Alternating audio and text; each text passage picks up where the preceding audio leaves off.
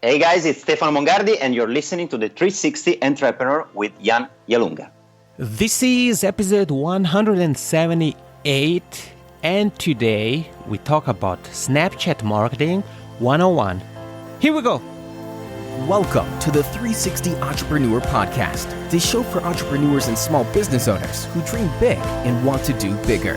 Join some of the world's top entrepreneurs, internet marketers, and best-selling authors as they share their inspiring stories, their struggles, and give actionable tips that will help you build, grow, and promote your online business. Here's your host, Yanni Lunga. Hey there, how's it going? Welcome to this new episode.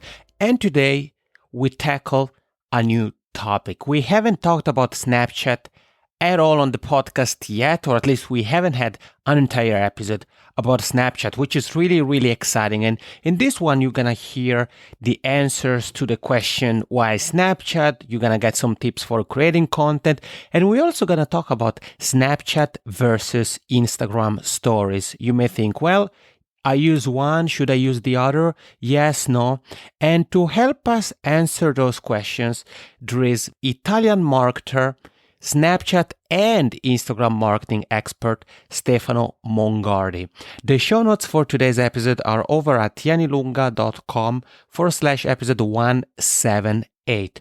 All right, here's the interview with Stefano Mongardi from thewebmate.com. This is quite the episode for me, not only because there's going to be a lot of value here, but it's a testament really to who's joining us, because our guest expert and myself have the same mother tongue, which is Italian, but we're going to be doing this interview in English. And he's an LA-based webpreneur, marketer, and startupper who helps businesses and entrepreneurs grow online and create a lean digital marketing strategy. He's the founder of thewebmate.com and the online trainings Snappy Rush and Instagram on Fire. He's been featured in places like Forbes, Social Media Examiner, Ninja Marketing, and he's here with us. I'm so excited to welcome on the show Stefano Mongardi. Stefano, benvenuto, welcome. How's it going? Hey Jan, thank you very much for having me here, and very nice to meet you. And thanks a lot for this call, because I'm excited as well to do. This is my first interview podcast in English as well, so I'm pretty excited about it.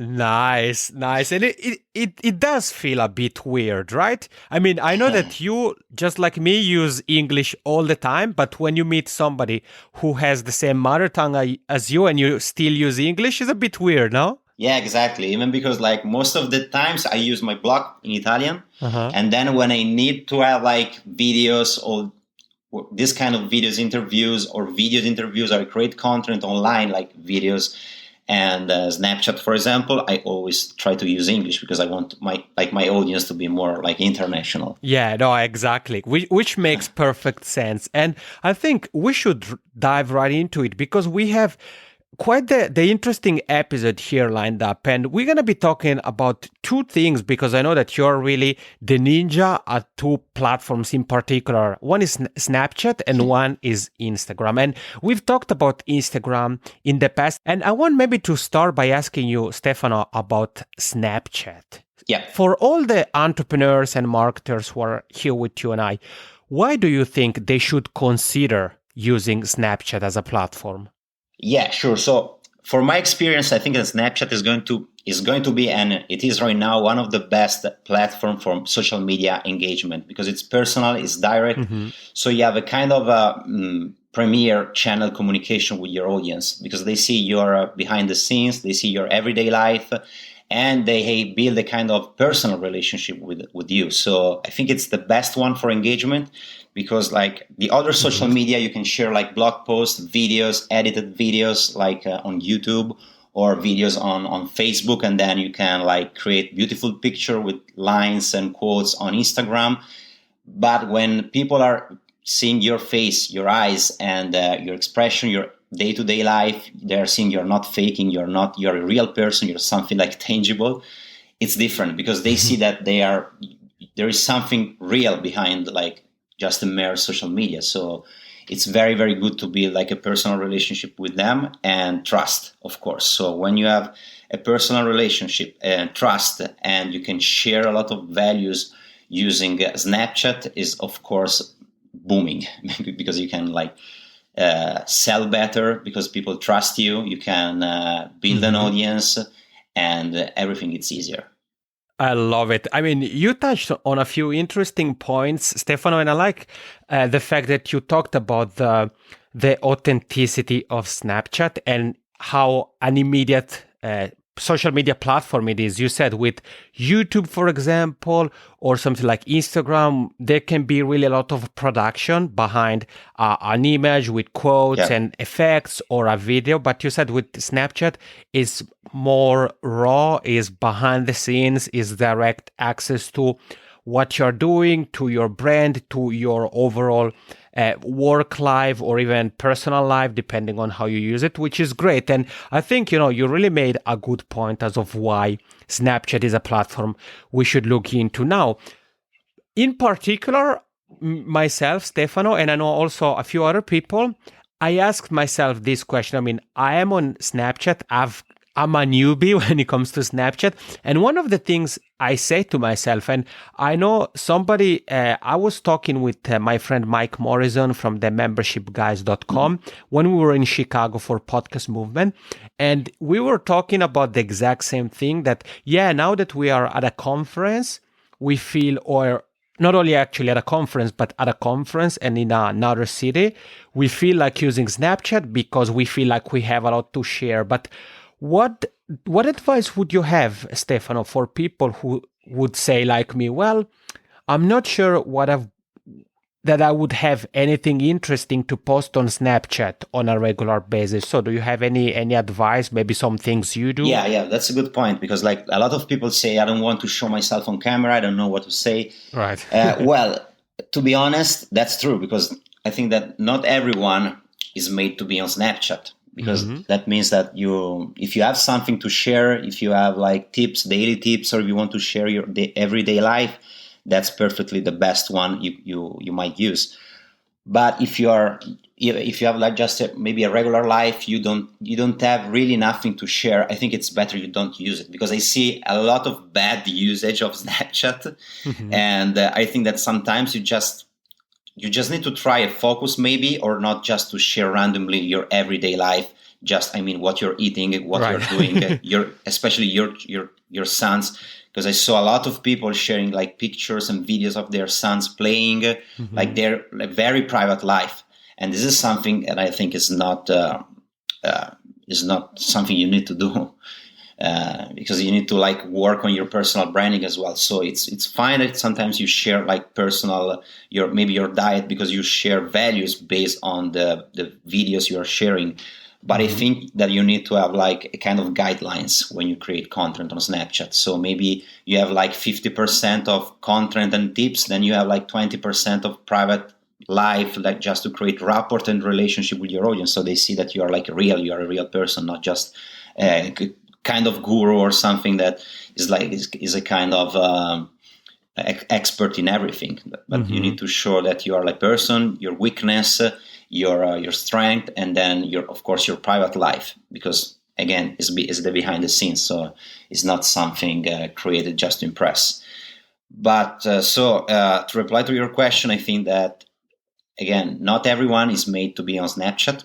You need to create like a schedule, a calendar, or a content, and stick to those content. So the key word is create value. If you are not able or you can't create value, just wait and think about deeply what you can bring on the table. If you can bring really something strong and cool, or that is bringing real value to the community, just go and create content. But if you still don't have a clear idea of what you're going to create, just wait, do a kind of brainstorming, and think about what you're good, what you know, and what you can share with your audience. There are so many people, especially so in Italy right now, sharing a lot of content, but they are most of the time sharing funny stuff for their everyday life. That after a while, I think is going to be boring.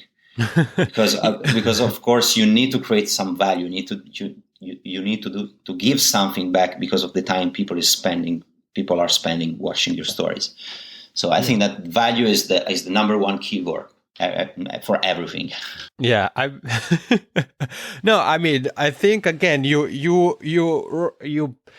rose some interesting points, because you talked about, first of all, sure, Snapchat can be a combination of our of the business and the personal side of our life, but it doesn't we should always keep in mind that we want to we are an expression of our personal brand. So you made the example of sharing images of like one's children's, I don't know, playing soccer all the time or something like that, maybe isn't really helpful. But you said sometimes it's good to share something personal. So it could be a diet or something like that. And then you said it's important to be consistent. So you said, for example, to create an editorial calendar, but at the same time, to make sure that whenever we post something, it's something that provides value, and not that it's something that we post just for the sake of posting. And do you have any other advice, Stefano, in terms of Snapchat do's and don'ts, things to do, things not to do? Is there anything else? Yeah, most of the time before like posting something on Snapchat, I ask myself, is it something interesting for people watching my stories? Like, so even if it's like a squirrel in the park, and it's like sounds like a stupid thing, but it's real. So if I ask myself, like, is it maybe interesting for people watching my stories from Italy, seeing like the squirrels in the park in Los Angeles? Maybe it is. So I share that content sometimes. So you can decide to have like an informative content, like funny content sometimes, and some relaxing and chilling content. So that's completely fine. But you need to manage all separately or this kind of content. So you make like, again, 50%, 20%, and 10%. But in my case, like I always try to bring something interesting, to teach something, to show something. And especially in my case, I try to like have a kind of hashtag calendar. So I usually share content with the hashtag Snap Italian, and usually I create content in Italian for Italians watching my snaps based on the United States. So if they're interested to know how is the life in the States, I share like Snap Italian about topics of an Italian living in Los Angeles, something like that. So if you, like in your case, you can share tips about podcasting using maybe an hashtag podcast stories, something like that. So maybe once a week, people know that when they watch your story on Wednesday, for example, they will see the podcast story like on your snaps. So the hashtag is completely useless, but it's a kind of appointment you have with your audience. So it's like saying is a weekly appointment you have. Right. So that's a tip that I think it's valuable, because like people are really wondering what kind of content do I need to post, and especially because like when you create content on YouTube, you know that they are going to stay there forever. That's why you are so meticulous and you try to create really quality content, not just in terms of content itself, but about video editing and everything. But since on Snapchat, you know that every 24 hours, all the content are just being deleted. It's different because you can create content in an easier way, and you know that it's fine if it's not perfect. But on the other hand, you have the problem that every 24 hours or less, you need to think about new content to create. So that's the good thing and the bad thing as well, because of course it's not easy sometimes to continuously create content within 24 hours. Is interesting, Ste, you touched on a couple of very interesting points. One is the hashtag, because I was wondering, as I was listening to you, I was thinking, okay, so does the hashtag have a function on Snapchat? But you said doesn't really have a function like it has on Instagram or Twitter, but it can still be used for us and for our community, so that they know, okay, this specific snap is part of the podcast stories or something like that. So that's cool. And you talked also about the kind of how content is published on Snapchat and the live of content on Snapchat. And I want to ask you, Stefano, since you use Snapchat and the content, as you said, is available only for 24 hours, do you sometimes, some of the snaps you create, do you sometimes maybe save them and then repurpose them, let's say, on your blog or on Instagram or on Facebook or something like that? Yeah, actually, this is one of the best ways as well at the beginning to like nurture and grow your audience, because you can like kind of download a preview of your story. Maybe not all the stories. Maybe if you have like 1 or 2 minutes, it's fine. You can download all the story. But the best way to do that at the beginning is to just download one snap. So it's a kind of maybe the first one, and then you share this quick 10-second video on other social media, like on Facebook or on Instagram. So the preview, and you talk a little bit about the content, saying, hey guys, I've just created this new content on my snaps. If you want to see the rest of the story, just jump on my snap, so you will see that you will see the story, the entire story. And this is a good way to create like attention and to bring people to your Snapchat if they are not following you. So this is one of the best way to grow at the beginning, especially at the beginning. So you can just use and leverage your other social media to grow your audience on Snapchat. But yeah, sometimes I'll download the entire stories as well, and I share like the most valuable story on the ones that I think that they were really cool, or I spent a lot of time to create the content, like editing a little bit with the doodle, right, and with the colors. I spent really a lot of time. I downloaded these stories and I have shared them on my YouTube account, because I recently started a YouTube account as well, and so I share some of the stories over there as well when they are really valuable. The only one issue is that the format is in 3V, so it's vertical, and on YouTube you need to edit as well the rest of the video, because it's like horizontal videos, and so you need like maybe to add something. But it's cool because you can also add your snap code besides your vertical video, so you can even have a call to action like every time you share content, because people, they maybe see your content on YouTube and they will see your snap code besides your content while they're watching that story, so they can add you immediately on Snapchat. Man, that's actually pretty cool, as you said, because first I was like, that sounds like extra work. But you said, so we could use that real estate to add our Snapchat banner or give people a call to action. I love it. And thank you, Steph, for sharing those tips on how to get people to watch our snaps. So you said if we are on Facebook or Instagram or Twitter or any other social media platform, we could create a teaser where we tease the content of our story or our snaps, and we invite people to go and check it out. That's I think that's great. And I want to ask you, Stay, in terms of kind of growing one's network on Snapchat. So, for example, how do you interact with others on Snapchat? For example, influencers, companies you may be following. Are there some things you do?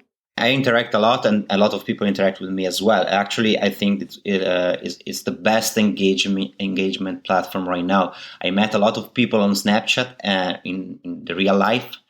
And it's great. Like usually when I add someone, I try to see that their stories and find something that is common with my life and what I'm doing. So I comment them saying, hey, that's cool, or where is this place, or oh yeah, I like your idea. And then you start engaging and sending message. The cool thing is that you can start to send voice messages as well right away while you're using Snapchat. So if you send like a text message, is different, but if you start immediately to engage with someone using the voice notes, it's way better, because you can even send videos, so they see your face and you make a different impact, and the relationship you're going to build is different. So most of the time, I always try to reply using the voice notes, and I send direct messages with voice notes, and this is a great way to interact, because you can start communicating right away, and it's easier. And so when I saw influencers and people, I try to have like collaboration with them sometimes. most of the times when they are in town, they are in Los Angeles, I try to have an in-person collaboration. That means that I try to understand if they are willing to make like or a shot for shot or a takeover or an in-person meetup. So I meet up with them. We do something together. Usually it's people in my same industry, so we have something in common to share. And then we meet up, we know in person, and then we create a story together. So usually I share with them tips, and I give them my phone with my account logged, and they create a story on my account sharing some tips. And I do the same with their accounts. So we do a kind of takeover in person, and we share values and content. And at the end of our story, we share our snap code to allow their followers of the other person to follow you back if they want to. And this is a great way to, of course, increase your audience base. And it's a great way to build relationship, because I really, in the last year, thanks to Snapchat, I think that I met like 50, 60 people, different people. And I also start different collaboration, like working collaboration too. Because most of the people, when they don't know you in person, they don't want to do something together with you, because even if you work online, personal relationship still matters, are very important. And on Snapchat, you are lucky enough most of the times to completely open the door. Like if you meet someone in person, it's exactly the same thing, because you can like share immediately the video, you can send the voice notes. So when you actually meet that person in the real life in person, it's like you already know him, because you already like send voice notes, videos, and personal messages. So if you like want to start to have like to nurture an audience on Snapchat, is good as well to communicate with others, like comments and everything. Like right now I follow about 300 people, maybe more. So it's not easy for me to see it and watch all the stories. Right. But I used to do that at the beginning. I had a lot of people like sending me notes and messages like every single morning, especially from Italy as well. And I try when I can to meet everybody when they are like here in Los Angeles. And most of the time I had the chance to meet someone for a workout, because I met them on Snapchat. So I meet them in person, no matter how many views they have, how many views I have, because I don't really care. Like I used to be very interested on the views when I have to do like a business collaboration, and the only purpose of that is to increase my audience, my follower base. Right. Yeah, no, well, in that case, obviously, it does make sense. But it's interesting, I think you have really changed my way of looking at Snapchat, because as I said, well, I've been using it mainly as kind of an audience member. I've started to create stories a little bit here and there, but you said that there is really a lot of power into being an active user. And you said from what you said, Stefano, it really sounds that even if one doesn't create snaps, let's say, on a daily basis, but still interacts with others, you can still build powerful relationships, which then, as you said, can lead to account takeovers, shout out for shout out, in-person meetups, collaborations, and that's great. And Stefano, you mentioned your YouTube channel. There is your Snapchat account at Stemonga, so that's STEMONGA, and then you are also on Instagram at Mongardi, so that's STEMONGARDI, and obviously, like always, you know what's coming in every episode. I say this, you're gonna find the links to everything Stefano and I are talking about in the show notes. So his Snapchat account, his Instagram account, the YouTube channel he mentioned, his website, thewebmate.com, and everything else which we touch on. And Stefano, I want to ask you about Instagram stories, because not so long ago, Instagram released this new feature that is somehow similar to Snapchat. And I want to ask you, what is your take on that? Because I think you are really the perfect person to ask this question, for the fact that you teach both Instagram and Snapchat. So what is your take on Instagram stories and Snapchat? Should we use both? If yes, how? Yeah. So basically it's not quite the same, but they literally copy the feature. Right. So even the founder of Instagram said that, yeah, we copied the feature because it's a winning format. So that's why we copied it. So to reply to your question, I think that the feature is the same, but the two ecosystems are completely different. Okay. So if you see on Instagram wasn't born to create stories using the Snapchat format. So if you are using Instagram as a user to post picture, that's fine. But if you're using the stories, you will see that it's not so user friendly. Unless they are not changing something in the interface, it's not that easy sometimes to catch up with all the stories, because you can see just 5 like bubbles, and you can just see 5 stories at the time. And the timeline is completely different as well, because on Snapchat, when you open the stories, you see all your friends and you can start to watch the story right away. On Instagram, it's completely different. Then you need to consider that initially Instagram was born for another feature, and then it's copied now Snapchat just because Snapchat had a winning feature. And the main reason why they decided to do that was because they noticed a huge changing in the user in the daily usage. So they see a huge dropping on usage on Instagram. The average user was used to post like about 3 times a day, 2 times a day, like the really hard users. And they noticed like a really slow down, like 1 post a day. Okay. And we were seeing that most of the people, they were trying to bring their audience from Instagram to Snapchat. So they said, wait a second, why this platform is becoming like a kind of advertising tool for Snapchat sometimes. So we don't want to be like a kind of promotion channel for Snapchat. Right. And that's why they integrate the story. So they say, why don't we integrate the same features so we are not bringing people away from our app to Snapchat?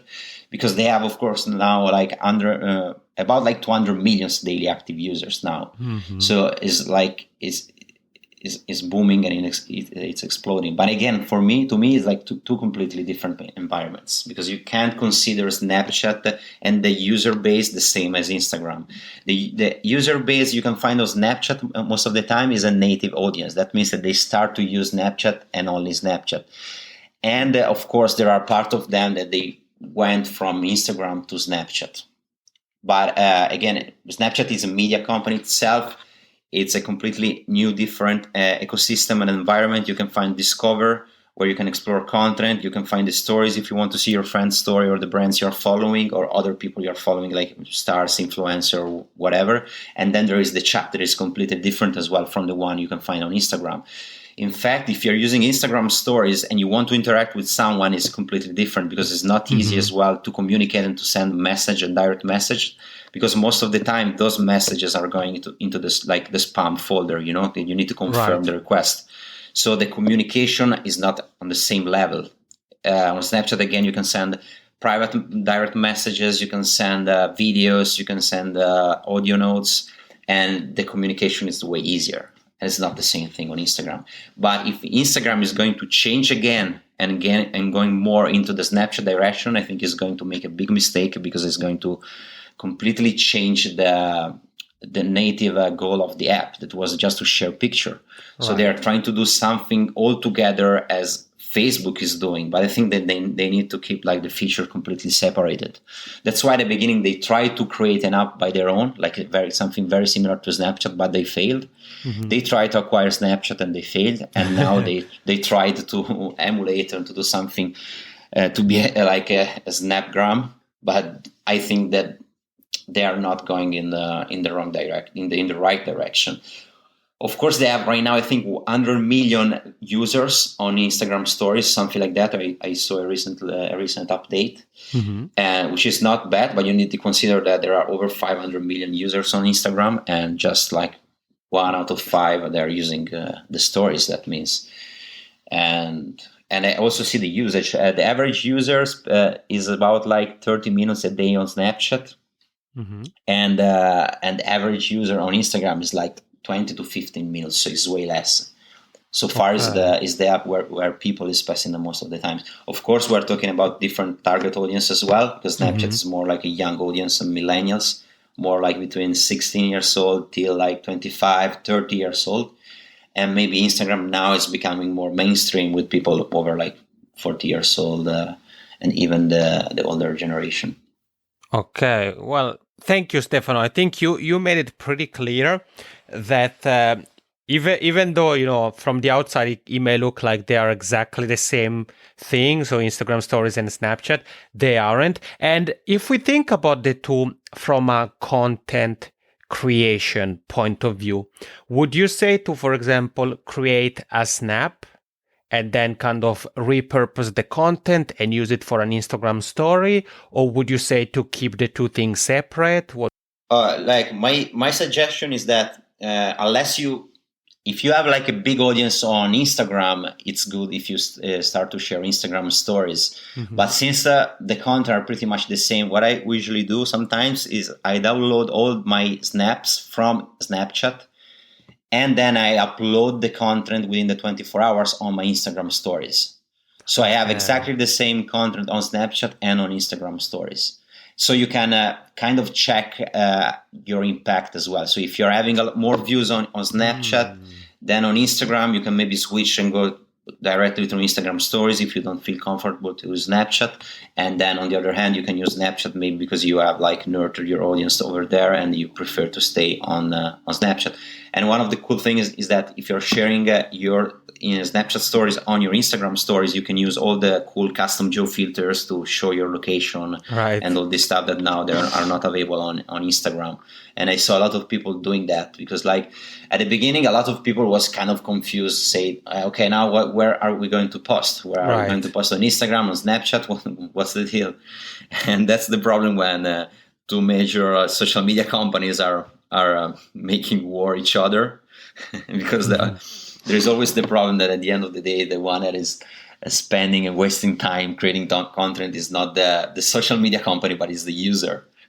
Right. So now, yeah, in this case, I think that the best thing to do is to download the stories and upload the content on Instagram stories, if you want to do that. But I used to do that at the beginning, and now I'm not really using Instagram stories anymore. Mm-hmm. I don't know. Sometimes I try to see how many views I have there just to check, because of course I need to be like on top on the social media platforms and check the analytics. But on my personal point of view, I am a big fan of Snapchat. I really love Instagram, but I love Instagram for its native feature, not the stories. Like the story, yes, it's a cool thing. Of course, if you already have like millions of followers, I don't blame you to be on Instagram and just use Snapchat. But I see a lot of celebrities as well now. They are like creating the same content on both platforms. So they just download the stories on, and this is a risk as well for Instagram, because in that way it's like they are kind of advertising Snapchat, because many people are watching like celebrity stories and seeing the cool filters and say, oh, wait a second, how can I use the filters? And so they say, oh, I can use the filters only if I use Snapchat. So maybe they were not users of Snapchat and then they jump on Snapchat. That's why I think that the move that the Instagram made is not the best move to do, because when you copy someone, you have as well the other side of the coin. That means that you have the risk that if you're following a leader in the industry, that means that you're also advertising the leader of the industry, because of course all the social media and the media hype that came up after this news, they advertised a lot Snapchat, because they say, okay, Instagram copied Snapchat, and if Facebook copied Snapchat, that's a bad sign for a company like Facebook, because that means that they are kind of desperate, because they saw that they are winning and they want to have their audience back. I mean, that's my point of view. Yeah, no, well, look, thank you, Stefano. I think you have really kind of shed light on this Instagram stories versus Snapchat debate. You shared your point of view. And I have a final question related to maybe to both Instagram and Snapchat. And it has to do with lead generation, because I know that you're also like a digital marketing expert, and you also with some of your clients, you work on lead generation. So do you have any advice on how we can use Instagram and Snapchat to generate new leads? Yeah, so the best way on Instagram to generate new leads is to use the link in the bio, because of course it's the only one place where you can place a link right now. or unless you're not advertising any single post. So you can promote post, and then you can have a really strong call to action. But the best way is to use the link in the bio, and especially to leverage someone else's audience, maybe bigger than the one you have, to generate new leads. That what I did at the beginning when I jumped into the Instagram world. I saw the huge potential, and I reached out to like big Instagram pages. I paid them to place the link in the bio, and with a sponsor post to invite people with a call to action to click and go on the link in bio to get like a freebie or to get a lead magnet. So most of the times it was as a kind of free Instagram guide, something like that. So the goal was to collect emails, and especially like a year ago, it was working pretty good. Now it's working good anyways, but since the algorithm has changed a little bit, is a little bit complicated as well to have the same results with the same amount of money. But the best way, again, is to create a post. Like for your personal page, for example, you can create a post with a call to action, with a strong call to action, saying like, click on the link in bio to get blah, blah, blah, when you want to advertise. And then you have your link in bio, directing people to a landing page where they can like opt in and get and redeem their offer or a coupon, or they can redeem like a free guide. That's what I usually do. Maybe right now you can also use the Instagram stories to direct people to the link in the bio, and maybe it's even better because you can create like a video, so showing your face, and again you can increase your trust and rapport and relationship you build with your audience, and invite them to click on the link in the bio. And you can create a kind of stories and emulate a kind of sales funnel. So let's say that you want to promote an Instagram guide. So you start creating like 4 or 5 quick stories with a video saying, "Hi, my name is Stefano. I'm blah, blah, blah. I'm doing this on Instagram. I have prepared a free report for you so you can start to learn how you can grow and nurture your audience on Instagram." And to do that, you can just go right now on link in the bio, and you can show how they can actually go on the link in the bio. So you can really guide them step by step. So you create a kind of funnel, so people interested to click on the link in the bio, they actually click on the link after you create the video. And this is pretty effective because you will like create a really strong call to action using Instagram stories. And this is pretty cool as well.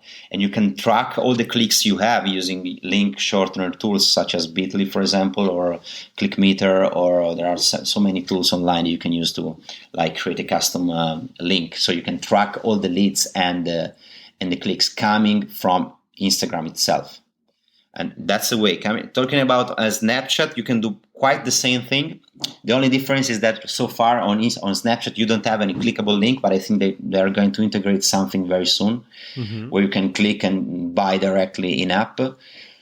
The good thing about Snapchat is that the audience is pretty way better engaged, and the way they engage with your content, especially when you share links, is with screenshots. So the main parameters on Snapchat are views and screenshots. And so you can do the same thing. So you create a story introducing a free guide you want to advertise or promote. Like in my case, I did the same thing for my Instagram course, for my Snapchat course at the beginning. So I create an audience on a Snapchat for people like interested to know trick and tips about they can grow on Snapchat. And then I shared a link in my story saying, okay, screenshot this and check out this link. So if you see the number of screenshots, that more or less the number of leads and people interested to go to check out your link. Okay. And that's a very good parameter you need to consider. If like you have like 10 to 5% of screenshot rate based on the total views you have, that means that is a pretty good engagement. And so that means that people are actually taking the screenshot and again typing the URL on a browser and then going to check out the website. And most of the time the conversion is even higher because like they spend a lot of time to do that. So that means that when they land on the page, they take the action they need to take. And another way to create traction is just to talk about something like a website on your story and then invite people to send you a chat if they are interested to know about it. So in this way, you can share the link in the chat. because this is the only one place where you can share a link. So I did the same thing when I created the course. So I just said, okay, guys, I have just created and launched my course. It's going to be like 50% off for the next 24 hours, which is like really good on Snapchat because they have just 24 hours to see the content. So after the 24 hours, the like offer expired. And you can invite them saying, okay, if you are interested to buy the guide and to get the course, just send me a snap right now on like a DM or private message, and I share the link with you. So they DM you, and then you can share the link. You can just copy and paste the link, and then go there. So I had a pretty good conversion rate when I launched the course, just advertising it on Snapchat. Man, that's great. This last tip of basically one could almost leverage Snapchat to do a product launch, or anyways to leverage, as you said, for creating kind of to increase sales when we have discounts and these kind of things. I love it. Thank you so much for all your advice. And I said, you're on Snapchat, you're on Instagram, you're on thewebmate.com. And to wrap up this awesome conversation, I want to ask you a final question, because I know that, as I said, you have the Instagram on Fire course, you have another training on Snapchat, this one called Snappy Rush, and I know that you have a webinar. So can you tell people a little bit more about what they can expect from the webinar? So I'll include the link in the show notes. Yeah, of course. So again, we have recently launched the course about Instagram, which is called instagramonfire.net. That you will probably see the link, which is in English, which is like the English version of the Italian course we have launched. It's called Instagram on Fire, which is .com, which is a bestseller in Italy as well. Right. And when I moved here in the States, I created a course about Snapchat in English, which is called snappyrush.com. And I also have created a free video as a kind of free webinar you can watch for free. And it's about 20 minutes or so, where you can just have an overview about how you can increase immediately your engagement using some simple tricks. And especially at the beginning when you're a newbie.